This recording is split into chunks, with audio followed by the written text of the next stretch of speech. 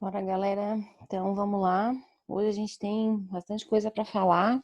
Esse final de semana foi uma saga para mim. Desculpa aí um pouquinho até a minha voz, que tô meio resfriada, enfim. Mas vamos começar, né? Vamos falar da primeira parte da nossa aula de hoje. Então, a nossa aulinha hoje, como eu combinei, eu não consegui cumprir com o cronograma, mas eu ainda vou cumprir com o que a gente combinou. Então, eu vou fazer o calendário uma forma mais reduzida, e a gente já inicia hoje também a nossa aula de sinais vitais, exame físico, né, e sinais vitais, para a gente não ficar tão atrasado, né, e dar tempo de engatar, se reconectar com o nosso cronograma e não ficar tão perdido, tá? Então, vamos começar com a nossa primeira parte, que é a parte do calendário vacinal, certo? Então, o calendário vacinal, eu quis ser bem sucinta, no sentido de a ideia era a gente abordar, né, é, item a item, né, cada vacina, mas eu quis ser mais breve para fazer então um resumão mais fácil da gente entender. E aí eu fui na via padrão, que é inclusive uma das fontes, referências que eu utilizo para ministrar e preparar a aula para vocês, que é o site do Ministério da Saúde, qual vocês estão vendo espelhado aqui na minha tela, tá? No site, então, eu fui, né, para vocês que querem depois ter referência, né? Então, eu fui no site, né, saude.gov.br, cliquei aqui saúde de A a Z, que é esse link aqui, e aí fui, então, em calendário de vacinação, calendário nacional, e aí eu optei pelo calendário da criança, mas vocês têm aí todos os outros calendários, tá? Como a gente está falando da pediatria, a gente vai estar abordando o calendário da criança, obviamente, né? Então aqui, né, a primeira parte, ele só fala, né, de que são 15 vacinas, né, aplicadas antes dos 10 anos de idade. Algumas vacinas, elas aparecem em vários tempos, né, então, por exemplo, às vezes a criança faz a mesma vacina com 2 meses, depois faz a mesma vacina com 4 meses. Então, obviamente, o que imuniza no segundo mês, imuniza no quarto mês, são as mesmas doenças. A gente falou também um pouquinho da questão, né, de dose, né, o que é dose de reforço. Então, só para a gente, né, então, passar aqui e pincelar, né? Então, esse é o layout, é bem legalzinho, eu curto bastante esse layout, que dá para entender bem, né, o que cada fase precisa, né, e quais são as vacinas, certo? Então, ao nascer, a gente até chegou a ir até aí, né, a primeira vacina que a gente viu foi a questão da BCG. Então, ao nascer, a criança recebe a vacina da BCG e a vacina da hepatite B, né? A BCG previne contra formas graves de tuberculose e a hepatite B, obviamente, previne contra a hepatite B. Depois, com 2 meses de idade, a criança recebe, então, né, a primeira dose de penta, né, que pelo nome já diz, né, são 5 doenças numa única vacina. É uma vacina que geralmente é bastante reatogênica, ou seja, dá bastante reação local, né, a criança fica com a perna endurecida, chorosa, tem dificuldade de amamentar e tudo mais, mas faz parte, é a reação esperada mesmo dessa vacina. Então, a penta, ela previne contra a difteria, contra tétano, contra coqueluche, contra a hepatite B, e contra a Haemophilus influenzae, que é também um dos grandes causadores de pneumonia, né? Além da penta, ela recebe a VIP, né, que é a poliomielite inativada, né, que a gente falou da questão da fase, né, de implantação e de troca, né, de vacina da polio. Então, a VIP, então, ela recebe a primeira dose, né, com 2 meses de idade, ela vai repetir essas outras doses com outros meses, mas então a VIP imuniza contra a poliomielite selvagem do tipo 1, 2 e 3, tá? Nessa mesma idade, ela recebe também a pneumocócica 10, né, que previne contra 10 tipos de pneumococos que são capazes de causar infecções, né, das vias superiores, respiratórias superiores, bastante comum na primeira fase da infância, se não protegida, e que podem chegar a causar até meningites, otite, surdez. Então, previne contra essas doenças oportunistas da primeira infância. E também recebe uma dose da vacina do rotavírus, né, que previne diarreia, né? Lembrar que a criança, a partir de 2 meses de idade, ela começa a explorar o mundo pelas mãos, né? A gente vai ver isso bastante na nossa aula de desenvolvimento infantil, tá? E aí, obviamente, ela vai precisar de uma certa imunidade para quando ela iniciar essa fase, né? Que tudo vai ser explorado pela boca, certo? Depois disso, com 3 meses de idade, então ela recebe uma dose da meningo C, né? Que é uma das vacinas que protege contra a meningite, né? Nesse caso, especificamente a meningo C, que depois ela vai receber também na adolescência, daí a ACWY. Aí vai ser também mais abrangente, mas a gente não vai abordar essa vacina nesse momento agora, tá? Depois, com 4 meses de idade, praticamente ela repete todas as doses que ela fez nos 2 meses, né? Então, ela recebe as segundas doses, né? Então, recebe Penta, VIP, Pneumo 10 e Rota, de novo. Depois, com 5 meses, ela recebe a segunda dose de meningite, né? Da meningo C, da meningocócica C. E com 6 meses, de novo, ela repete aí a Penta e a VIP, caindo então a Pneumo 10 e a Rota, né? Que acabam tendo só 2 doses na vida da criança, certo? Então, Penta, VIP e VIP precisam de 3 doses, né? Os demais, só 2, certo? Meningo, 3 meses e 5 meses, e as outras com 2, 4 e 6, tá? Depois, com 9 meses, ela recebe uma dose da febre amarela, né? Calendário novo, foi implantado recente, né? Essa questão da dose de febre amarela aos 9 meses. Antes, a criança só recebia, a pessoa só recebia essa dose geralmente na vida adulta, né? Nunca foi feito em criança, né? A não ser crianças que residiam em locais endêmicos, né? Então, a partir se eu não me engano, de 2017 para cá, começou então essa implantação, devido à vasta extensão que a febre amarela tomou, né, desde os últimos surtos lá de São Paulo. E aí depois, com 12 meses de idade, quando completou 1 ano, ela recebe a primeira dose de tríplice, que imuniza contra cachumba, sarampo e rubéola. Faz um reforço da pneumo 10, aquela que ela fez com 2 e 4, ela faz um reforço com uma pneumo 10. E faz, então, também um reforço de meningocócica, né? Com 12 meses também faz esse reforço para completar as 3 doses, vamos assim dizer, né? Precisa imunizar. Lembrar que dose é a quantidade injetada para causar a reação e a memória suficiente, e o reforço é para ativar a memória, para dizer assim, opa, memória tais aí, oi, memória tais aí, tá? Então a dose de reforço é sempre para ativar a memória esperada, tá?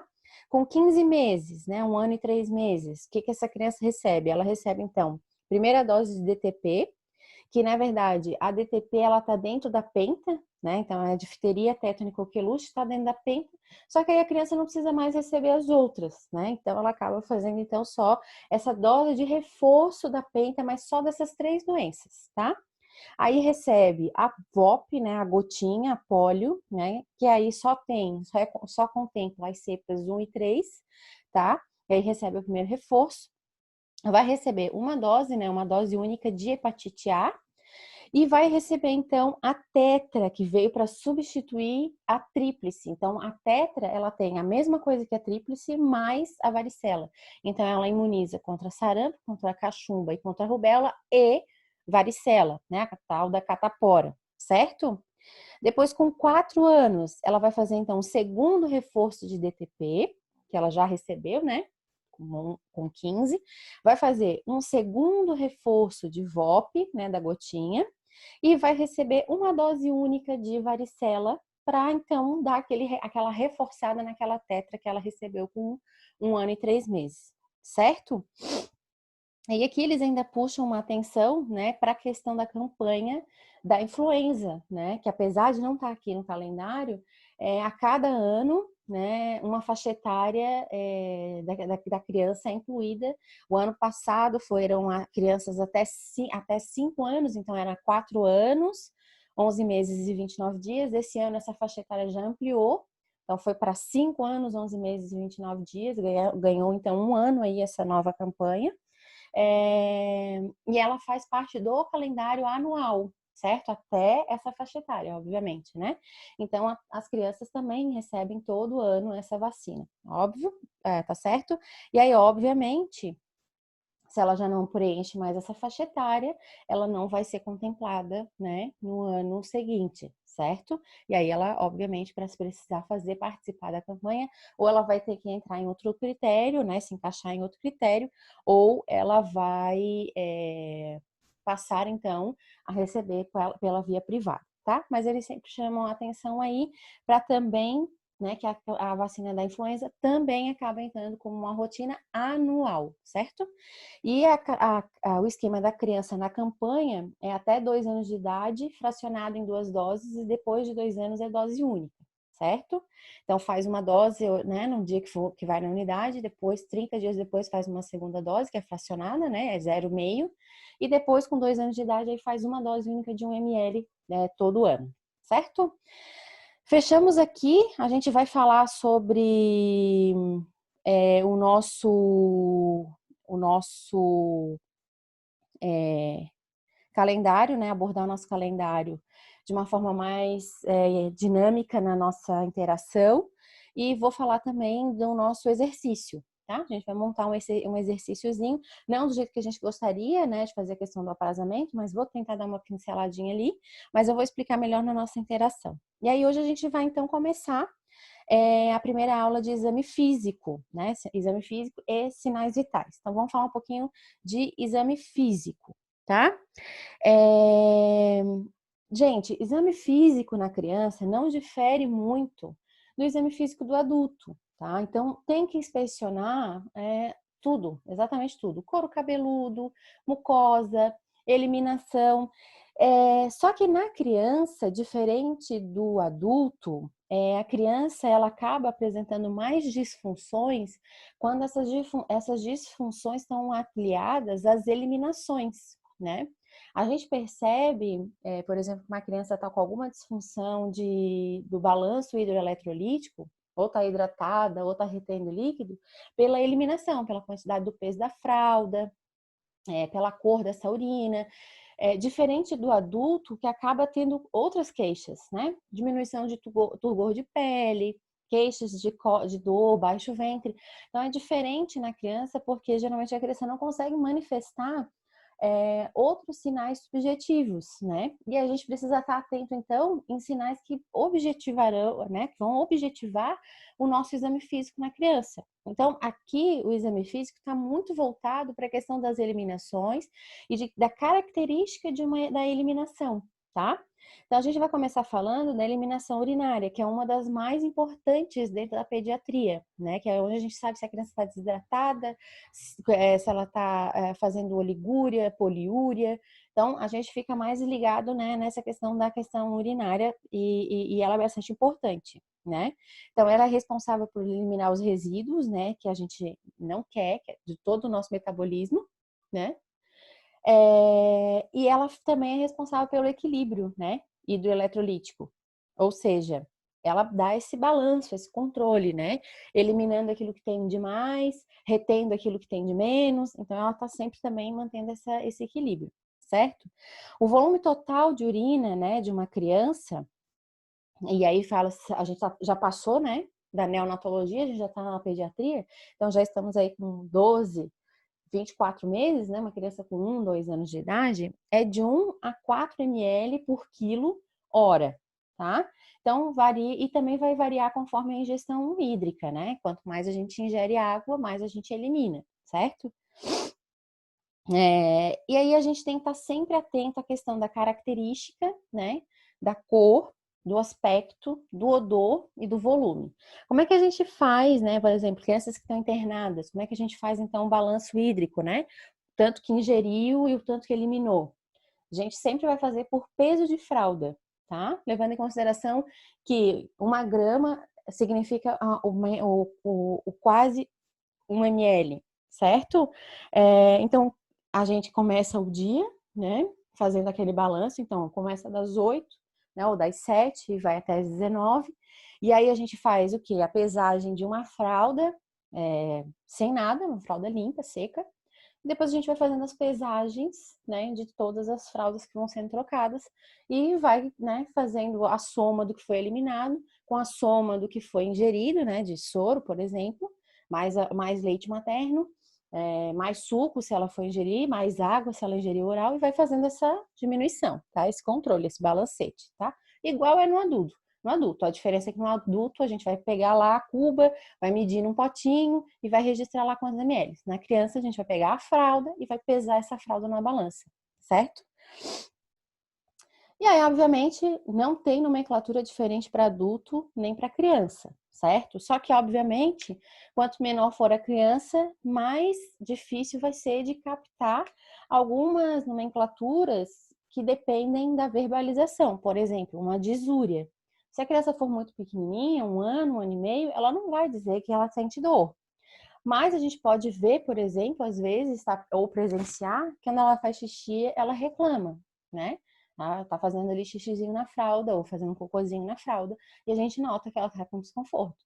Não, a gente não pode chegar a uma disúria, né? Não pode chegar a dizer que é uma disúria, mas a gente pode dizer que sente desconforto, né? Na nossa evolução, né? Percebido desconforto ao eliminar, né?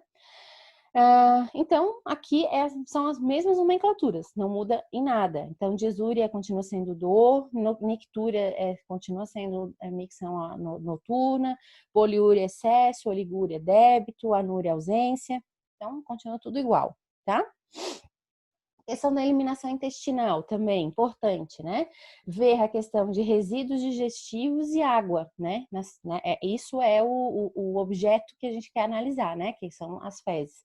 Só que, obviamente, às vezes as fezes, na criança, principalmente, elas demonstram muitas coisas, né?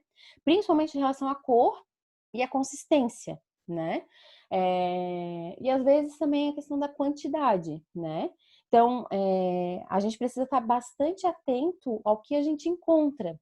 Então, diferente do que a gente vê no adulto, em que a gente vai lá, pega aquela cuba, aquela comadre, e simplesmente vai lá, despeja no banheiro, dá descarga e não nota muito, na criança, a hora que a gente vai abrir a fralda, a gente tem que olhar e olhar bem mesmo, tá? Então, tem que olhar a presença, né, de grumos, tem que olhar a presença de sangue, qual é a consistência, qual é a cor, se é uma consistência, às vezes a criança, quando ela apresenta muita cólica, dor abdominal, essas fezes elas ficam com um tom mais esverdeado, né? Então, importante estar atento, né, na questão da coloração.